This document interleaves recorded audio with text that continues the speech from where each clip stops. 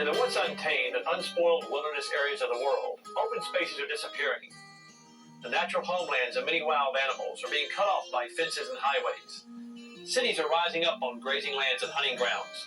And so here, where there's still room left and people who care, many endangered species from around the world have found a refuge, deep in the heart of Texas.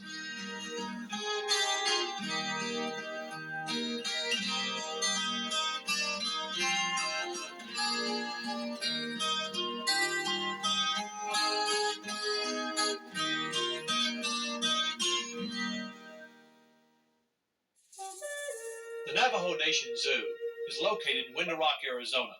This zoo's philosophy is not based on science or zoology. It's based on the idea about animals of the Navajo people and the important part these animals play in their culture. The Navajo people have a rich tradition of oral history and have many legends describing the creation of their world. In the Navajo tradition, people are thought to be descendants of animals, and animals are given the same respect as one would give to one's elders who are older and wiser.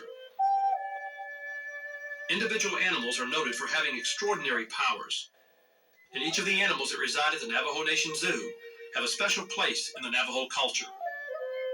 I had the honor of meeting Sunny Dooley, who is devoting her life to storytelling, to pass on the Navajo's history to the tribe's future, their children. I think it's just important to let children know that they should live in harmony with the animals, because they are part of the animal and the animals are part of them. And from then we learn lessons in our lives.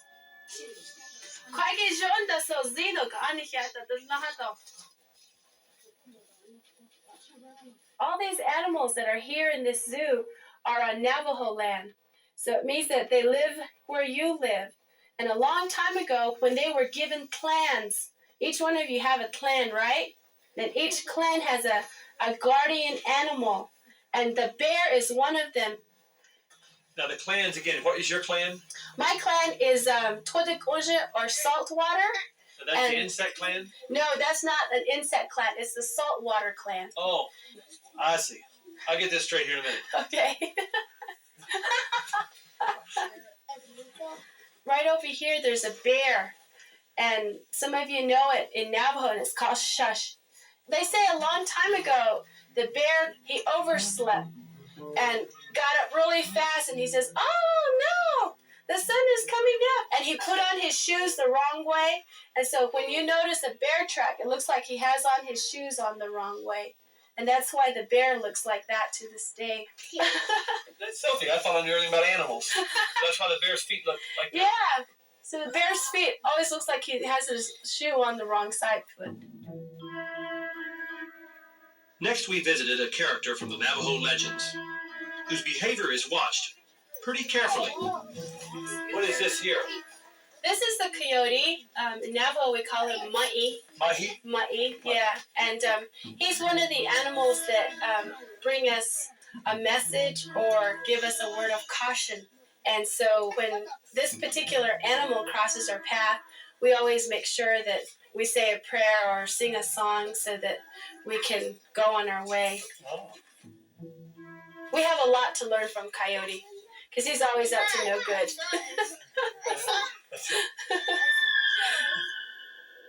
These animals all have a special meaning for us, and we feel that they are a part of us and we are a part of them. From this point of view, we have a tremendous amount of respect for animals. Now, what are the sheep, the Navajo people? Well, the sheep in Navajo for quite a long time have symbolized like the livelihood, because from it we eat, from it we have our clothing, and also an economy, based on the wool and also the rugs that is woven from the sheep hair, the wool. So it's a pretty strong animal in our culture, because a lot of our life is based around it, sort of like the buffalo was to the Plains Indians. What about marriage? Is there such a thing of getting sheep for a daughter? Or? Yeah, you could, but it's kind of like low on the totem pole. Well, I didn't do too well, I guess. Only had 3 sheep. Unless, of course, if you have like 500 of them, and you bring that as a gift, then that's decent. Then I could marry you, right? For 500 sheep? No, I don't think so. Got a Cadillac. You'd have to talk to my father. Okay. Oh, boy.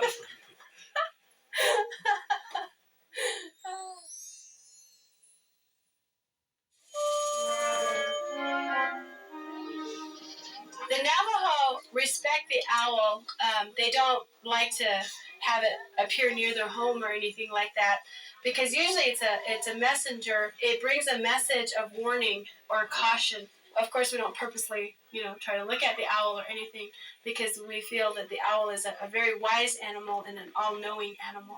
So it's a warning then? Yeah, so it tells you warning. And so they say that if you have an owl come near your home or fly in your path, you have to look at what you're doing. Maybe you're doing something wrong. And they say that if an owl hoots 3 times, you have to take it very seriously. If it hoots more than 3 times, then you can kind of relax and say, well, okay, I'll do something about it. Because usually it's indicating something in your behavior that isn't right. Let's get out of here. Before it starts hooting. Yeah. The Navajo people look at animals in a very different kind of way.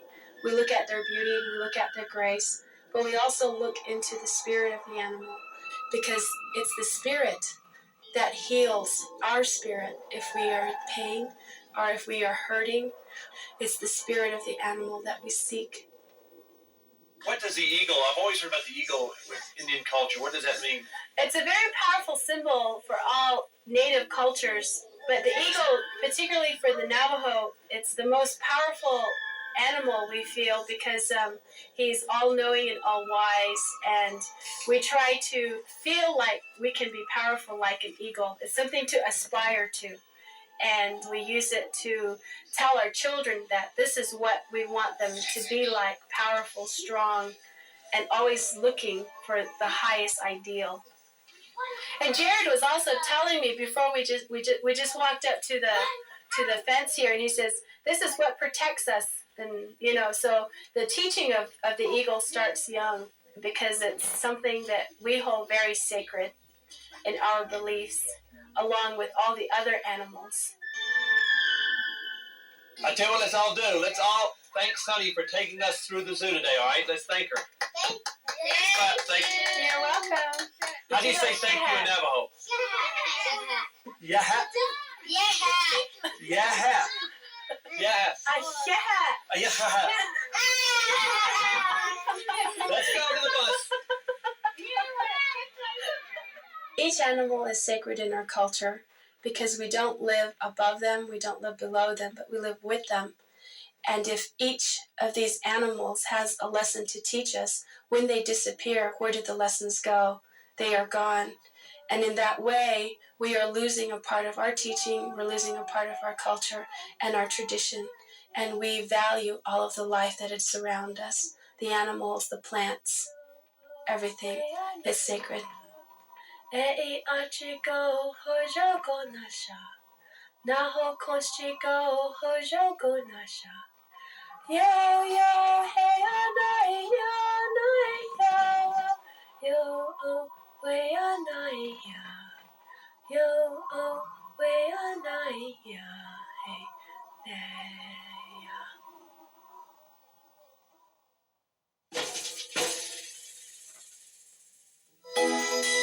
Anheuser-Busch Theme Park's Conservation Moment.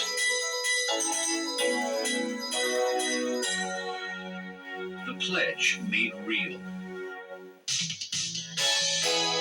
Education is essential to wildlife conservation. Busch Gardens of Tampa hosts a special program that puts local children in touch with the world's wildlife. Does anybody know what the word extinct means? Not living anymore. That's right. You know that black rhinoceros is almost extinct? There's not that many left in the world. Do you know why they're dying? Why? Because people, you see these horns? People are killing them for these horns. Zoo Camp is a day camp program for children. The purpose is for the children to have a good time, but also to learn a lot about the wonderful animals we have here in the zoo. That's my hair! One of the things we want the children to realize is that if animals do not have a place to live that provides them with the room, the soil, the air, the plants that they need, that those animals are either going to have to move somewhere else or maybe become extinct. And this is the black spider monkey. And there's this one type of animal that lives in the rainforest. Did you know that 2/3 of all of our species come from the rainforest? I learned other things, how things animals need things to grow like the sun. We can't waste water. We want the children to realize that everything that's on the face of the earth is important to the functioning of this ecosystem. We hope that the few concepts that they glean during zoo camp, as well as the fun that they have, will help them now to do little things at home to help out, but then that they will grow up to become responsible and conscientious voters and consumers. Anheuser-Busch theme parks, the pledge made real.